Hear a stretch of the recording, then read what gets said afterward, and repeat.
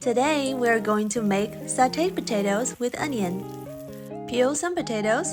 I personally prefer to use Yukon Gold potatoes because I like their starchy and creamy texture. Technically, any type of potato works just fine. Rinse off the peeled potatoes, cut it into little triangles. To do that, cut the potato in half lengthwise, then quarter it by giving another cut in the middle. Then position a knife at a 60-degree angle and cut into equal chunks. You have two choices after this. Either start sautéing these raw potatoes until they are softened, or steam them before sautéing. I wouldn't suggest you to boil the potatoes because that will take away too much starch. This dish is supposed to be creamy. So what I normally do is steaming it while cooking rice. If you have a rice cooker, it usually comes with a steamer basket like this. Add all the potatoes in it, insert into the rice cooker. Close the lid and hit start.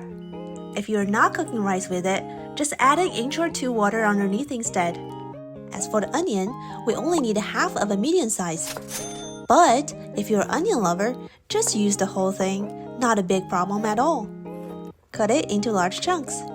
When the potato is about to be ready, we can start heating up 2 tablespoons of oil in a pan over high heat.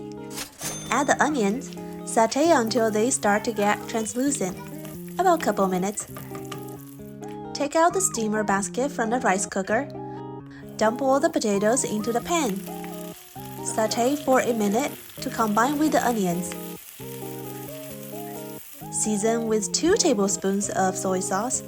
Toss or stir to coat the ingredients with the seasoning. Let it caramelize for about a minute. Then add some salt to taste. Half teaspoon is good for me.